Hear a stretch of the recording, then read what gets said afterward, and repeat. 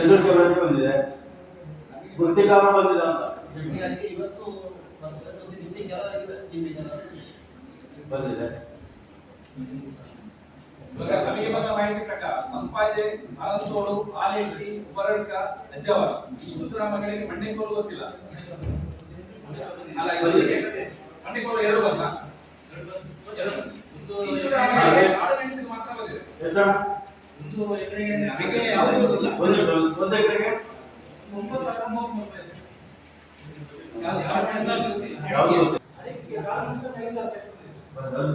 ಯಾವುದು ಇಲ್ಲ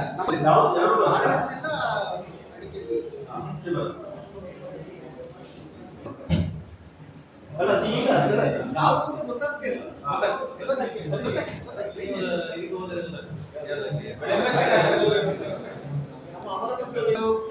ಬೆಳೆ ವಿಮೆ ಯೋಜನೆ ಇನ್ಶೂರೆನ್ಸ್ ಪ್ರಾರಂಭ ಆಗಿರುವುದು 2016-17ರಿಂದ ಪ್ರಾರಂಭ ಆಗಿತ್ತು.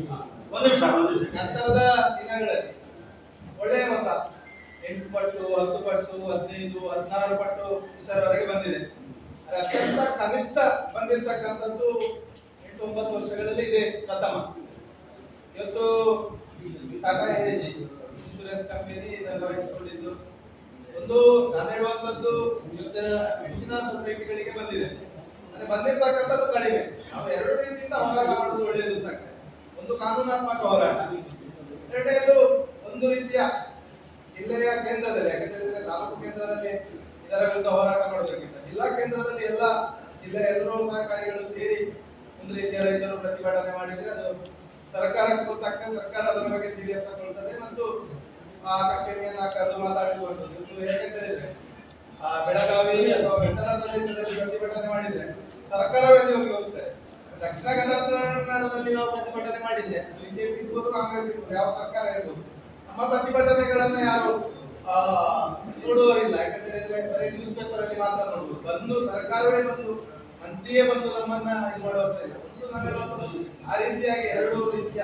ಯಾಕಂತ ಹೇಳಿದ್ರೆ ಹೋಗುದು ಕೋರ್ಟಿಗೆ ಹೋದ್ರು, ಗ್ರಾಹಕ ಕೋರ್ಟ್ ಅಲ್ಲಿ ಯಾರು ಪಾರಿಟಿ ಅಂತ ಇದ್ದಾರೆ ಅವರನ್ನೇ ಮಾಡಿ ನಾವು ಇದು ಮಾಡ್ಬೇಕು. ಯಾಕಂದ್ರೆ ಕಾರಣ ನಮಗೆ ಅದರಲ್ಲಿ ಹಿನ್ನಡೆ ಆಗುವುದು. ಒಳ್ಳೆಯ ಗ್ರಾಹಕ ವೇದಿಕೆಯಲ್ಲಿ ಯಾರು ಅದನ್ನೇ ಫಾಲೋ ಮಾಡಿ ಇನ್ಶೂರೆನ್ಸ್ ಕಂಪನಿಗಳಲ್ಲಿ ಒಳ್ಳೆಯ ಕೇಸ್ ಮಾಡುವವರಿದ್ದಾರೆ. ಗ್ರಾಹಕ ವೇದಿಕೆಯಲ್ಲಿ ಹೋಗಿ ಗ್ರಾಹಕರ ಪರವಾಗಿ ಆ ಕೇಸನ್ನ ಇದು ಮಾಡುವವರಿದ್ದಾರೆ. ಅಂತದೇ ಇದು ಮಾಡಿಕೊಂಡು ನಾವು ಹೋರಾದ್ರೆ ಅಂತಹ ಸ್ಪೆಷಲ್ ವಕೀಲರನ್ನೇ ನಾವು ಹಿಡಿದು ಮಾಡೋದು ಒಳ್ಳೆಯದು. ಸಾಮೂಹಿಕವಾಗಿ ಎಲ್ಲರನ್ನ ಒಟ್ಟಿಗೆ ಇದು ಮಾಡಿಕೊಂಡು ಮಾಡ್ಲಿಕ್ಕೆ ಆಗ್ತದ ಅಥವಾ ವೈಯಕ್ತಿಕವಾಗಿ ಬೇರೆ ಬೇರೆ ಫಲಾನುಭವಿಗಳ ಮುಖಾಂತರ ಹೋಗ್ಲಿಕ್ಕೆ ಆಗ್ತದ ಅಂತ ಸ್ವಲ್ಪ ವಿಮರ್ಶೆ ಮಾಡಿ ನಾವು ಇದು ಮಾಡೋದು ಒಳ್ಳೆಯದು. 2 ಪಟ್ಟು ಕೂಡ ಬರಲಿಲ್ಲ. 1.62 ನಾನು 4,7,000 ಬಂದಿದ್ದೆ. ಅಡಿಗೆ ಬರಲೇ ಇಲ್ಲ. ಮತ್ತೊಂದು ವಿಶೇಷ ರಾಜ್ಯ ಸರ್ಕಾರ 20% ಆದರೆ ಇನ್ಶೂರೆನ್ಸ್ ಕಂಪನಿಯಲ್ಲಿ 51,800 ರೂಪಾಯಿ ಅಡಿಕೆಗೆ ಬರ್ತದೆ. ಒಟ್ಟು ಮೌಲ್ಯ ನಾವು 2,500 ಬಿಟ್ಟಿದ್ರೆ ನಮಗೆ 20 ಕೊಡಬೇಕು. 20 ಕೊಟ್ಟಿಗೆ ಆಗ್ತದೆ. ಇನ್ಶೂರೆನ್ಸ್ ಇಲ್ಲ ಆಗ್ತದೆ. ಇದು ಮಳೆ ಆಧಾರಿತದಲ್ಲಿ ಕೊಡುವುದು, ಮಳೆ ಸೆಟಲೈಟ್ ಕೊಡುವುದು ಅಂತ ಹೇಳಿ ಪಂಚಾಯತ್ನಲ್ಲಿ ಕೇಳುವಾಗ. ಆದರೆ ಈಗ ಬೆಟ್ಟಪಡಿಯಲ್ಲಿ ಮಳೆ ಕಳೆದ ಬಾರಿ ಬಿಫೋರ್ ಲಾಸ್ಟ್ ಇಯರ್ಗಿಂತ ಕಳೆದ ಬಾರಿ ಮಳೆ ಜಾಸ್ತಿ ಇತ್ತು. ನಾವೆಲ್ಲ ನಾವು ನೋಡ್ತಾ ಇರೋದು ಮಳೆ ಜಾಸ್ತಿ ಹೇಳಿದೆ. ಆ ಮಳೆ ಮಾಪಕ ಏನಿದೆ ಅಂತ ಬೇಕಾದ್ರೆ ಯಾವ ಗ್ರಾಮ ಪಂಚಾಯತಿಯಲ್ಲಿ ಎಲ್ಲಿ ಮಳೆ ಮಾಪಕಗಳು ಎಷ್ಟು ಇದೆ ಅಂತ ಹೇಳುವಂತ ಕಾನೂನಾತ್ಮಕ ಇವು ಹೇಳಿದಾಗ ಮಾಡಬೇಕು ಹೋರಾಟ. ಯಾಕಂದ್ರೆ ನಮಗೆ ಎಲ್ಲ ಮಾಹಿತಿಗಳು ಸರಿ ಇದ್ರೆ ಇದರಲ್ಲಿ ಎಷ್ಟು ಪರ್ಸೆಂಟೇಜು ಲಾಸ್ ಆಗಿದೆ ಅಂತ ಗೊತ್ತಾಗ್ತದೆ. ಆ ಪರ್ಸೆಂಟೇಜ್ ಸರಿಯಾಗಿ ಬಂದಿದೆ ಅಂತ ನೋಡ್ಬೇಕು. ಅದರಲ್ಲಿ ಬಹಳ ಮುಖ್ಯ ವಿಚಾರ.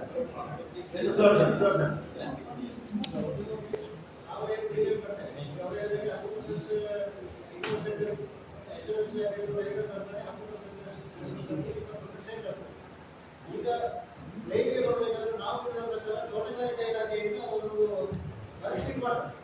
ಲೈಬ್ರರಿ ಇಲ್ಲಿಯ ಸ್ಯಾಟಲೈಟ್ ಆಧಾರದಲ್ಲಿ ಗ್ರಾಮ ಪಂಚಾಯತ್ಗಳಲ್ಲಿ ಹೋದ ಮಳೆ ಲೆಕ್ಕದಲ್ಲಿ ಲೈನ್ ಶೀಟ್ ಮಾಡಿ ತೋಟಗಾರಿಕೆ ಇಲಾಖೆ ಇನ್ಶೂರೆನ್ಸ್ ಕಂಪನಿಗೆ ಕೊಡ್ತಾರೆ. ಕೊಟ್ಟ ನಂತರ ಅವರು ಅದರಲ್ಲಿ ಕ್ಲೈಮ್ ರಿಲೀಸ್ ಮಾಡ್ತಾರೆ. ಹಾಗಾಗಿ ನನಗೊಂದು ಅನುಮಾನ ಇರೋದು ಹಿಂದಿನ ವರ್ಷಕ್ಕಿಂತ ಕಳೆದ ವರ್ಷ ಮಳೆ ಜಾಸ್ತಿ. ಹಾಗಾಗಿ ಕನಿಷ್ಠ ಹಿಂದಿನ ವರ್ಷದಷ್ಟು ಇಲ್ಲಿ ಬರಬೇಕು. ನಾವು ಅದನ್ನು ಒಂದು ನಿರೀಕ್ಷೆ ಮಾಡಿದ್ವಿ ಮಳೆ ಹೆಚ್ಚಿದಾಗ. ಹಾಗಾಗಿ ಒಂದು ಆ ಕ್ಲೈಮ್ ಶೀಟ್ ನಲ್ಲಿ ಏನಾದರೂ ವ್ಯತ್ಯಾಸಗಳಾಗಿ ಬರಲಿಕ್ಕೆ ಕಡಿಮೆ ಆಗಲಿಕ್ಕೆ ಕಾರಣ ಇದ್ದು ಸಹ ಅದಕ್ಕೋಸ್ಕರ ಮುಂದೆ ತೋಟಗಾರಿಕಾ ಇಲಾಖೆಯಿಂದ ಇನ್ಶೂರೆನ್ಸ್ ಕಂಪನಿಗೆ ಕೊಟ್ಟಿರುವ ಕ್ಲೈಮ್ ಶೀಟ್ ನ ಕಾಪಿ ಮತ್ತೆ ಇನ್ಶೂರೆನ್ಸ್ ಕಂಪನಿಯವರು ಯಾವ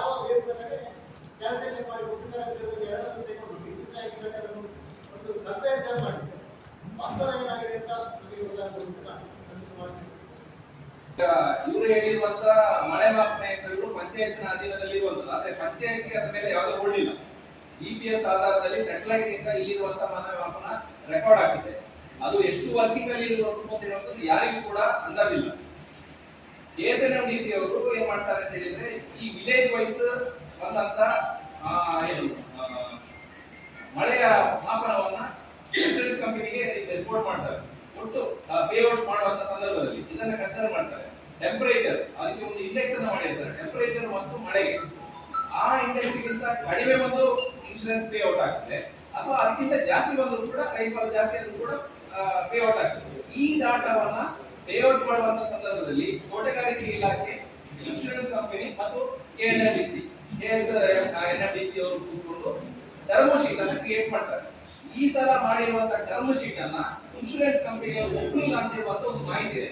ಇವರು ಇವತ್ತು ಏನಾಗಿದೆ ಅಂತ ಹೇಳಿದ್ರೆ, ಇಷ್ಟು ಈ ಮಳೆ ಆಧಾರದಲ್ಲಿ ಮತ್ತು ಈ ಸಲ ಮಾರ್ಚ್ ನಿಂದ ಏಪ್ರಿಲ್ ವರೆಗೆ, ಮೇ ಸೆಕೆಂಡ್ ವೀಕ್ ವರೆಗೆ ಇದ್ದಂತ ಟೆಂಪರೇಚರ್ ಆಧಾರದಲ್ಲಿ ಈ ರೀತಿಯ ಪೇಔಟ್ ಆಗಬೇಕು, ಯಾರಿಗೆ ಪಾಲಿಸಿದಾರರಿಗೆ ಅಥವಾ ರೈತರಿಗೆ ಪೇಔಟ್ ಆಗಬೇಕು ಅಂತ ಹೇಳುವಂತ ಒಂದು ಗೈಡ್ ಲೈನ್ ಅನ್ನ ಇನ್ಶೂರೆನ್ಸ್ ಕಂಪನಿಯವರಿಗೆ ಕೊಟ್ಟಿದ್ದಾರೆ. ಆ ಗೈಡ್ ಲೈನ್ ಅನ್ನ, ಆ ಟರ್ಮ್ ಶೀಟ್ ಅನ್ನ ಇನ್ಶೂರೆನ್ಸ್ ಕಂಪನಿಯವರು ಒಪ್ಪಲಿಲ್ಲ. ಯಾವ ಕಾರಣಕ್ಕೆ ಅಂತ ಹೇಳುವಂತದ್ದು ಗೊತ್ತಿಲ್ಲ ನನಗೆ, ಬಟ್ ಒಪ್ಪಲಿಲ್ಲ. ರಿವೈಸ್ಡ್ ಟರ್ಮ್ ಶೀಟ್ ಇನ್ಶೂರೆನ್ಸ್ ಕಂಪನಿಗೆ ಹೋಗಿದೆ, ಅಲ್ಲಿಂದ ಮತ್ತೆ ಪೇಔಟ್ ಆಗಿದೆ. ಅವರು ಅದನ್ನ ನಷ್ಟ ಭರ್ತಿ ಅಂದ್ರೆ ಅದನ್ನು ಬ್ಯಾಲೆನ್ಸ್ ಮಾಡಲಿಕ್ಕೆ ಬೇಕಾಗಿ ಮತ್ತೊಮ್ಮೆ ಮರುಪರಿಶೀಲನೆಗೆ ಕೇಳಿದ್ದಾರೆ. ಈ ಪರಿಶೀಲನೆ ರಿಪೋರ್ಟ್ ಯಾರು ಕೊಡ್ತಾರೆ, ಯಾರು ಮಾಹಿತಿ ಬಂದಿದೆ, ಆ ರಿಪೋರ್ಟ್ ಅಲ್ಲಿ ಏನೋ ಒಂದು ವ್ಯತ್ಯಾಸ ಆಗಿದೆ. ಇನ್ಶೂರೆನ್ಸ್ ಕಂಪನಿಗೆ ಲಾಸ್ ಆಗಿದೆ ಇರುವಂತದ್ದು ನಮ್ಮ ಲೆಕ್ಕ. ಇವ್ರು ಹೇಳ್ತಾ ಇರೋದು ರೈತರಿಗೆ ನಷ್ಟ ಆದ ತೊಂದರೆಗಳ ಇನ್ಶೂರೆನ್ಸ್ ಕಂಪನಿಗೆ ನಷ್ಟ ಆಗಬಾರ್ದು ಅಂತ ಹೇಳುವ ರೀತಿಯಲ್ಲಿ ಇರೋದು, ಅದಾಗಬಾರ್ದು. ಇನ್ಶೂರೆನ್ಸ್ ಕಂಪನಿಯವರು ಸರ್ಕಾರದೊಟ್ಟಿಗೆ ಟೈ ಅಪ್ ಮಾಡುವಂತ ಅಗ್ರಿಮೆಂಟ್ ಆಗಿರುವಂತ ಸಂದರ್ಭದಲ್ಲಿ ಇಷ್ಟು ಪ್ರೀಮಿಯಂ ಅನ್ನ ಕೊಟ್ಟು ನಾವು ಇಷ್ಟು ಪೇಔಟ್ ಅನ್ನ ಮಾಡ್ತೇವೆ ಅಂತ ಹೇಳಿ ಅಗ್ರಿಮೆಂಟ್ ಮಾಡಿರ್ತಾರಲ್ಲ. ಈಗ ಪೇಔಟ್ ಜಾಸ್ತಿ ಆದ್ರೆ ಅದು ಎಷ್ಟೋ ಕಡೆಗಳಲ್ಲಿ ಪೇಔಟ್ ಬಂದಿರುವುದಿಲ್ಲ, ಅಷ್ಟು ಇನ್ಶೂರೆನ್ಸ್ ಪ್ರೀಮಿಯಂ ಕಟ್ಟಿದ್ರು ಕೂಡ ಅಷ್ಟು ಬಂದಿರುವುದಿಲ್ಲ, ಹಾಗಾಗಿ ಲಾಭ ಆಗಿರ್ತದೆ. ಲಾಭ ಆದಾಗ ಯಾರು ಹೇಳುದಿಲ್ಲ. ಈ ಕಳೆದ ವರ್ಷದ ನಷ್ಟಕ್ಕೂ ಈ ವರ್ಷದ ನಷ್ಟಕ್ಕೂ ಇಲ್ಲ, ಅದೇ ಬೇಸಿಸ್ ಮೇಲೆ ಅವ್ರು ಟೆಂಡರ್ ತಗೊಳ್ಳೋದಲ್ಲ, ಅದು ನಾವು ಮಾಡ್ಲಿಕ್ಕೆ ಆಗುದಿಲ್ಲ. ನಾವು ಮಾಡ್ಬೇಕಂತ ಸುದರ್ಶನ್ ಹೇಳಿದಾಗೆ RTA ಯಲ್ಲಿ ಈ ಮಳೆ ಎಷ್ಟು ರೈನ್ಫಾಲ್ ಆಗಿದೆ ವಿಲೇಜ್ ವೈಸ್ ತಗೊಳ್ಬೇಕು. ಆ ಬೇಸಿಸ್ ಮೇಲೆ ಟರ್ಮ್ ಶೀಟ್ ಹೇಗೆ ಕ್ರಿಯೇಟ್ ಮಾಡಿದ್ದಾರೆ ಅಂತ ಹೇಳುವಂತ ಪ್ಲಾಟ್ಫಾರ್ಮ್ ತಗೊಳ್ಬೇಕು. ಆಮೇಲೆ ಇನ್ಶೂರೆನ್ಸ್ ಕಂಪನಿ ಅಂತ ಪಾರ್ಟಿ ಮಾಡಬೇಕು. ಕಾನೂನಾತ್ಮಕ ಹರೀಶ್ ಹೇಳಿದಾಗೆ ಕಾನೂನಾತ್ಮಕ ಹೋರಾಟ ಮಾಡೋದಾದ್ರೆ ಈ ತರ ನಾವು ಕನ್ಸ್ಯೂಮರ್ ಆಗಿ ಅವರನ್ನ ಪಾರ್ಟಿ ಮಾಡ್ಬೇಕು. ಒಂದು ಇನ್ಶೂರೆನ್ಸ್ ಕಂಪನಿ, ಯಾವುದೇ ಇನ್ಶೂರೆನ್ಸ್ ಕಂಪನಿ ನಮ್ಮ ದಕ್ಷಿಣ ಕನ್ನಡ ಇದನ್ನು ತಗೊಳ್ಳಿಕ್ಕೆ ಬರಲಿಲ್ಲ, ಟೆಂಡರ್ ತಗೊಳ್ಳಿಕ್ಕೆ ಬರಲಿಲ್ಲ. ಕಾರಣ ಏನಂದ್ರೆ ಸತತ 4 ವರ್ಷಗಳಿಂದ ಅವರ ಕೈಯಲ್ಲಿ ಹಣ ಹೋಗ್ತಾ ಇದ್ದು ಕಾರಣ. ಒತ್ತಡದ ಮೇಲೆ ಕಳೆದ ಬಾರಿ 2 ವರ್ಷದ ಹಿಂದೆ ಒಂದು ಕಂಪನಿ ನಮ್ಮ ದಕ್ಷಿಣ ಕನ್ನಡದಿಂದ ತಗೊಂಡಿತ್ತು. ಮತ್ತೊಂದು ಅವರಾಗ ಹೇಳಿದಾಗೆ ಈ ಇಂಡೆಕ್ಸ್, ನಮ್ಮ ಟೆಂಪರೇಚರ್ ಇರ್ಬೋದು, ಮಳೆ ಇಂಡೆಕ್ಸ್ 40 ವರ್ಷ ಅವತ್ತೊಮ್ಮೆ ತೋಟಗಾರಿಕೆ ಇಲಾಖೆ ನಮಗೆ ಮಾಹಿತಿ ಕೊಟ್ಟ ಪ್ರಕಾರ 40 ವರ್ಷದ ಎವರೇಜ್ ಅಂತ ಇತ್ತು. ಹೆಚ್ಚು ಇದ್ರೆ ಇಷ್ಟು ಪರ್ಸೆಂಟೇಜ್ ಆದ್ರೆ ಇಷ್ಟು, ಟ್ರಿಗರ್ ಆದ್ರೆ ಇಷ್ಟು, ಕಡಿಮೆ ಆದ್ರೆ ಇಷ್ಟು ಅಂತ ಲೆಕ್ಕಾಚಾರದಲ್ಲಿ ಅವರು ಕೊಡ್ತಾ ಇದ್ರು. 40 ವರ್ಷದ ಎವರೇಜ್ ಟೆಂಪರೇಚರ್ ನಮ್ಮ ದಕ್ಷಿಣ ಕನ್ನಡದಲ್ಲಿ ಸಾಧಾರಣ 32-38 ಇತ್ತು. ಆದರೆ ಈಗ ಅವರು ನನಗೆ ಕರೆಕ್ಟ್ ಮಾಹಿತಿ ಯಾವುದಾದ್ರು ಗೊತ್ತಿಲ್ಲ, 40 ಡಿಗ್ರಿ AC ಅಂತ 40 ಡಿಗ್ರಿ AC ನಿಮಗೆ ಅಷ್ಟು ಕ್ಲೈಮ್ ಕಡಿಮೆ ಆಗ್ತದೆ ಅಂತ ಉದ್ದೇಶ ಕೂಡ. ಅದನ್ನು ಇನ್ನೆಲ್ಲ ಕಂಪನಿ ಒಪ್ಪಿಕೊಳ್ಳುವುದಿಲ್ಲ ಅಂತ ಹೇಳೋ ಕಾರಣಕ್ಕೆ ಅದು ಸತ್ಯ ಗೊತ್ತಿಲ್ಲ. ಒಂದದು. ಎರಡನೇ, ಸರ್ಕಾರ ಅವರ ಪ್ರೀಮಿಯಂ ಭಾವಿಸಿದ್ರೆ ಎರಡನೇ ವಿಚಾರ. ಇದನ್ನು ಕೂಡ ಟರ್ಮ್ ಶೀಟ್ ಅವರಾಗ ಹೇಳಿದಾಗೆ ಕಂಡೀಷನ್ಸ್ ಅದಿದ್ದರೆ, ಈಗ ಟೆಂಪರೇಚರ್ 40 ಡಿಗ್ರಿ ಇದ್ರೆ, ಮಳೆಯ ಪ್ರಮಾಣ 4 ವರ್ಷ ಮಳೆ ಪ್ರಮಾಣವನ್ನು ಹೆಚ್ಚಿಸಿ ನೋಡಿ ಅವರು ಇನ್ಶೂರೆನ್ಸ್ ಕಂಪನಿಯವರು ಬರುವುದಿಲ್ಲ ಅಂತ ಹೇಳೋ ಕಾರಣಕ್ಕೆ ಮಳೆಯ ಪ್ರಮಾಣ 1000-1200 ಸೆಂಟಿಮೀಟರ್ ಮಳೆ ಅಂತ ಅವರು ಫಿಕ್ಸ್ ಮಾಡಿರುವಂತಾರೆ. ನಮಗೆ ಮಾಡುವ ಪ್ರಮಾಣ ಕಡಿಮೆ ಆಗ್ತದೆ. ಆ ಒಂದು ಅವಕಾಶ ಉಂಟು. ನಾವು ಕೊರಟಿಗೆ ಟರ್ಮ್ ಶೀಟ್ ಅಲ್ಲಿ ಏನಿದೆ ನೋಡೋದಿಲ್ಲ, ನಾವು ಹೋಗ್ತೇವೆ. ನೀವು ಹೇಳಿದಂತೆ ಏರಿಸಿದ್ರು ಕೂಡ ಮಾರ್ಚ್ನಿಂದ ನಮಗೆ ಮೇ 20ರವರೆಗೆ ಎವರೇಜ್ 40 ಡಿಗ್ರಿ ಇದೆ. ಹೇಗೆ ಹೇಳುತ್ತದೆ 40 ಡಿಗ್ರಿಯಿಂದ ಮೇಲೆ ಈಗ 41 ಡಿಗ್ರಿ ಸತತ 3 ದಿವಸ 4 ದಿವಸ ಆದ್ರೆ ಒಂದು ದಿವಸ ಇದ್ರೆ ಅದನ್ನು ನಾವು ಕನ್ಸಿಡರ್ ಮಾಡುವುದಿಲ್ಲ ಅಂತ. ಎವರೇಜ್ ಟೆಂಪರೇಚರ್ ನಮಗೆ ಮಾರ್ಚ್ನಿಂದ ಸ್ಟಾರ್ಟ್ ಆಗಿ ರೈನ್ ನಮಗೆ ಸ್ಟಾರ್ಟ್ ಆಗುವ ಹೆಚ್ಚು ಕಡಿಮೆ ಮೇ ವರೆಗೆ 40 ಮೇಲೆ ಇದೆ. ಬೆಳೆ ವಿಮೆ ಆದಷ್ಟು ಬೇಗ ರೈತರ ಖಾತೆಗೆ ಬರಬೇಕು ಅಂತ ಹೇಳುವಂತಹ ದೃಷ್ಟಿಯಿಂದ ನಾವು ಈ ಒಂದು ಸಭೆಯನ್ನ ಕರೆದಿದ್ದೇವೆ. ಅದರ ಹಿಂದಿನ ದಿವಸ ಹಠಾತ್ತಾಗಿ ರೈತರ ಖಾತೆಗೆ ಬೆಳೆ ವಿಮೆಯನ್ನ ಬರುವುದಕ್ಕೆ ಆರಂಭವಾಯಿತು. ಈಗಾಗಲೇ ಸಂತೋಷ್ ರವರು ಹೇಳಿದಾಗೆ ನಾವು 2600 ನಾವು ಕಟ್ಟಿದ್ರೆ 5,000 ಮತ್ತು ಅದಕ್ಕೆ ಸಮಥಿಂಗ್ ಕೇಂದ್ರ ಸರ್ಕಾರ ಕಟ್ಟಿದ್ರೆ 10,000 ಮತ್ತು ಅದಕ್ಕಿಂತ ಸ್ವಲ್ಪ ಸಮಥಿಂಗ್ ರಾಜ್ಯ ಸರ್ಕಾರ ಕಟ್ಟು ಒಟ್ಟು 18,000 ಒಂದು ಎಕರೆಗೆ ನಾವೆಲ್ಲರೂ ಈ ಒಂದು ಬೆಳೆ ವಿಮೆಗೆ ನಾವು ಕಟ್ಟಿದ್ದೇವೆ ಹೆಚ್ಚು ಕಡೆ. ಆದರೆ ಈಗಿನ ಲೆಕ್ಕಾಚಾರ ಪ್ರಕಾರ ನಾವು ಕಟ್ಟಿದಂತ ಅಮೌಂಟ್ ಸರ್ಕಾರಗಳು ಕಟ್ಟಿದ್ದು ಮತ್ತು ಫಾರ್ಮರ್ ಕಟ್ಟಿದ ಹಣ 18,000 ಆದ್ರೆ ನಮಗೆ ಬಂದಿರುವುದು 18,000 ಕೆಳಗಿನ ಮೊತ್ತ ಮಾತ್ರ. ಅದು 12ರಿಂದ 16, 17ರವರೆಗೆ ಕೂಡ ಹೋಗಿದೆ ಅಷ್ಟೇ. ಅದರಲ್ಲಿ ಕೂಡ ಅವರಿಗೆ 1,000 ರೂಪಾಯಿ ವಿಮಾ ಕಂಪನಿಯವರಿಗೆ ಲಾಭನೇ ಆಗಿದೆ. ಅವರಿಗೆ ಇದರಲ್ಲಿ ಯಾವ ರೀತಿಯ ಹಣವು ಅವರ ಕೈಯಿಂದ ನಮಗೆ ಬಂದಿದೆ. ಈ ಒಂದು ಹಿನ್ನೆಲೆಯಲ್ಲಿ ನಾವಿವತ್ತು ಇಡೀ ಸಭೆ ಒಂದು ಒತ್ತಡದಿಂದ ಒತ್ತಾಯ ಮಾಡಬೇಕಾಗ್ತದೆ. ಇದನ್ನ ಮರುಪರಿಶೀಲನೆ ಮಾಡಿ ರೈತರ ಖಾತೆಗೆ ಮತ್ತೆ ಈ ಒಂದು ಮೊತ್ತವನ್ನ ಹಾಕುವಂತದನ್ನ ನಾವೆಲ್ಲರೂ ಸೇರಿ ಇವತ್ತು ಒತ್ತಾಯ ಮಾಡುವಂತ ಒಂದು ಅವಶ್ಯಕತೆ ಇದೆ. ಜೊತೆಗೆ ಈಗಾಗಲೇ ಕಾಳುಮೆಣಸು ಅಡಿಕೆ ಅಂತ ಹೇಳುವಂತ ಒಂದು ಗೊಂದಲ ಇದೆ. ಒಂದು ಕಾಳುಮೆಣಸು ಮಾತ್ರ ಬಂದದ್ದು, ಅಡಿಕೆಗೆ ಬಂದಿಲ್ಲ ಅಂತ ಹೇಳುವಂಥದ್ದು ಒಂದು ಸಣ್ಣ ವ್ಯತ್ಯಾಸಗಳು ನಮ್ಮ ಕಡೆ ಇದೆ. ಯಾವುದು ಅಂತ ಇನ್ನೂ ಕೂಡ ಗೊತ್ತಾಗಲಿಲ್ಲ. ಇದು ಕೂಡ ಇನ್ನು ಒಂದೆರಡು ದಿವಸದಲ್ಲಿ ಅದರ ವಿಚಾರ ನಮಗೆ ಗೊತ್ತಾದ ಕೂಡಲೇ ನಾವು ಕೇಂದ್ರ ಸಹಕಾರಿ ಬ್ಯಾಂಕಿನ ಅವರ ಜೊತೆಗೆ ಸೇರಿಕೊಂಡು ಬಹುಶಃ ಪುತ್ತೂರು, ಬೆಳ್ತಂಗಡಿ, ಬೇರೆ ಕಡೆ ಯಾವ ರೀತಿ ಆಗಿದೆ ಅಂತ ಹೇಳುವಂತ ಮಾಹಿತಿಗಳು ನಮಗೆ ಕ್ರೋಢೀಕರಿಸಬೇಕು.